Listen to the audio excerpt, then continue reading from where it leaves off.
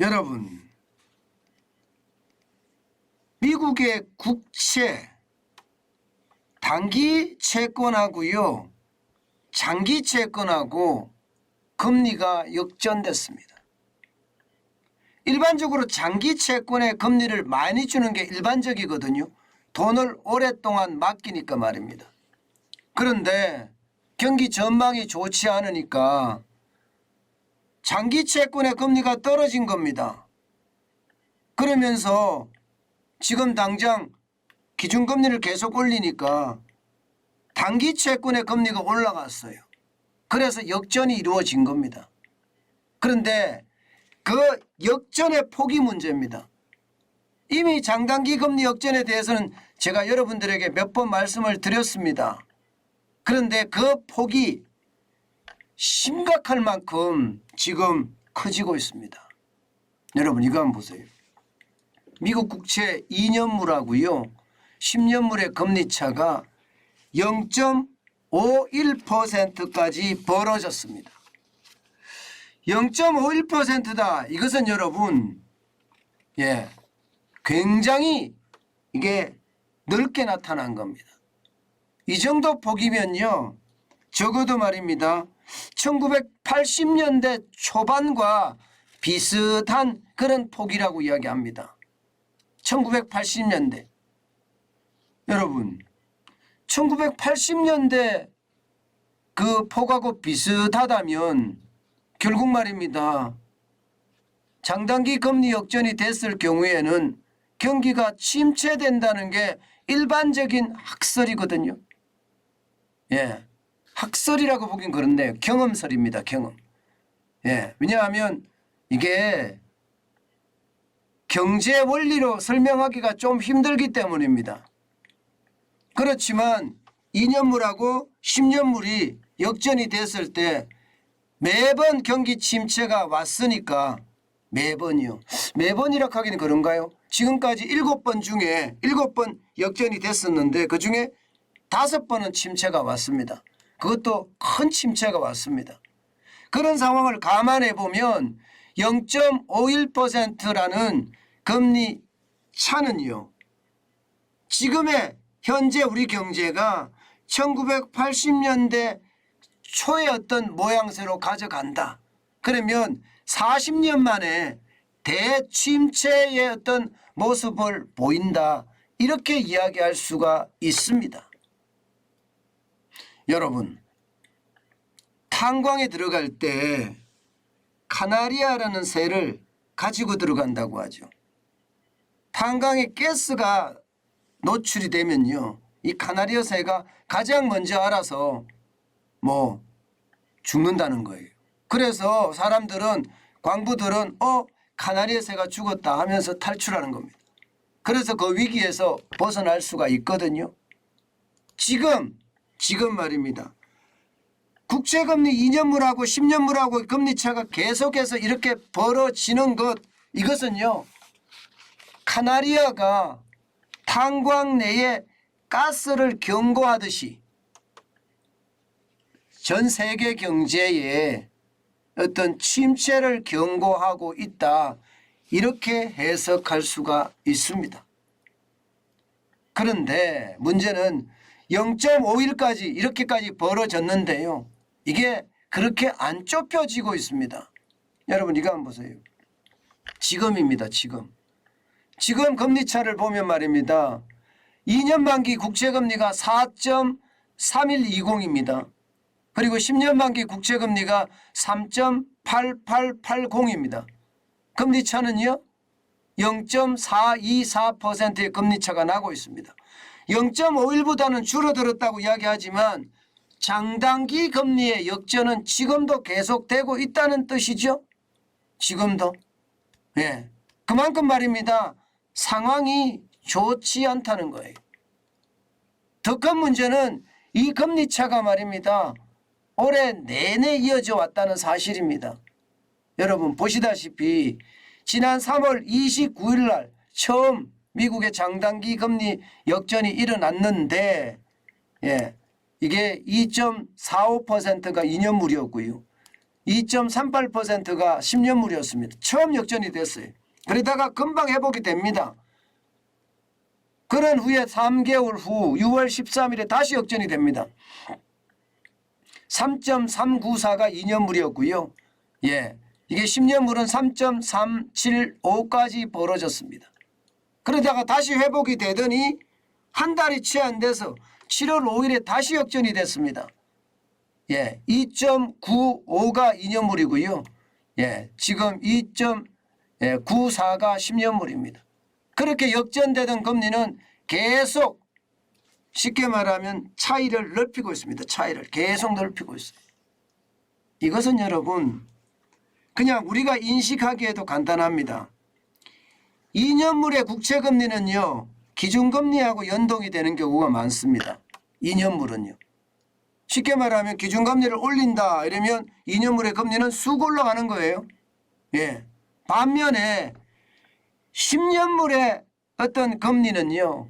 경기 전망하고 굉장히 관련이 깊습니다. 이게 경기 전망이 낮다 이러면 10년물의 금리가 떨어집니다. 다시 말해서 경기가 나빠질 거라고 예상하면 떨어진다는 얘기예요. 이 차이가 커지면 커질수록 경기 침체의 골은 더 깊어진다. 게다가 이게 1980년대 초하고 비슷하다 이러면 40년 만에 대침체가 올 수도 있다. 이렇게 예측하는 겁니다. 그만큼 말입니다. 경기 침체에 대한 경고는 점점 커지고 있습니다. 앞서 제가 말씀드렸던 것처럼 지금까지 장단기 금리 역전은 7번이 있었습니다. 그중에 지금 보여드리는 것처럼 5번에서는요. 침체가 다 일어났습니다. 특히 말입니다. 1978년 12월 8일에 금리가 역전되고 나서 대침체가 왔었잖아요. 389일 뒤에 말입니다. 딱 1년이 조금 지난 뒤에 대침체가 왔었습니다. 그러면 여러분 우리 금리는 언제부터 역전이 됐나요? 3월부터 역전이 됐다고 말씀드렸죠. 이게 1978년의 어떤 사례를 여기다 비교하면 이건 딱 1년 조금 넘은 시간이잖아요. 365일이 1년이라고 하면 적어도 말입니다. 적어도 지금 24일이니까 1년 1개월 정도 되는 거죠. 3월 29일을 기점으로 1년 1개월이 되는 시점이 언제일까요? 내년 3월입니다. 내년 3월. 그러면 지금 폭의 깊이를 보면 굉장히 많이 벌어진다는 사실, 이것은요 결국은 굉장히 큰 충격이 올 수도 있다 이런 얘기가 되는 겁니다. 마찬가지로 1980년 11월 7일에도 경기 침체가 왔는데 236일 만에 왔거든요. 1989년 6월 6일에도 금리 역전이 시작이 됐습니다. 그리고 나서 390일 만에 왔습니다. 이것도 1년 한 1개월 정도 되죠. 그리고 2000년 7월 31일에도 금리 역전이 시작이 됐습니다. 그리고 나서 213일 만에 왔습니다. 이것은 한 7개월 정도 되나요? 7개월. 그리고 2006년 8월 1일에 금리 역전이 시작이 되고 나서 487일 만에 또 금리 역전이 왔습니다. 그렇게 따지면 경기 침체가 왔습니다. 보면 전부 다 경기 침체가 오는 거죠. 그죠? 오일 쇼크 때 보여주는 거고요. 90년 91년에 경기 침체가 왔던 사실, 그리고 닷컴 버블의 위기, 그리고 금융위기 지금 다 왔던 거거든요. 그렇게 따져 본다면 지금 말입니다. 금리 침체의 어떤 형태가 굉장히 커지고 있고요. 여기에 폭이 0.5일, 그러니까 거의 1980년대 초까지 돌아갔다는 것은 결국 1980년대 시기에 대침체가 오지 않겠느냐, 그렇게 우려하고 있습니다. 여러분, 시장은요 굉장히 많이 변하는 것도 사실이에요. 게다가 말입니다. 시시각각 어떤 지표에 따라서 굉장히 변하는 것도 사실인데요. 이 경기 침체의 어떤 가장 핵심 신호는요 장단기 금리 역전이거든요. 실제로 말입니다. 예, 미국의 네드 데이비스 리서치라는 회사가 있습니다. 이 회사는요, 글로벌 경기 침체가 올 확률이 98.1%라고 얘기했습니다. 98.1%.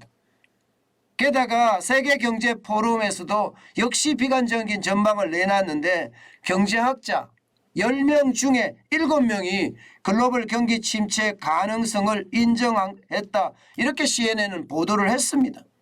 게다가 CNBC 미국의 경제 매체죠. 경제 매체는요. CFO-위원회라고 있습니다. 최고 재무 책임자. 회원 중에 48%가 내년 상반기에 침체가 현실화될 거다 이렇게 전망을 했습니다. 그만큼 말입니다. 경기 침체에 대한 신호 굉장히 크고요. 전문가들도 하나같이 입을 모아서 글로벌 경기 침체는 당연하다 지금 이렇게 읽고 있는 겁니다. 여러분, 이게 지표라는 게 그렇습니다. 굉장히 무서운 게 지표인데요.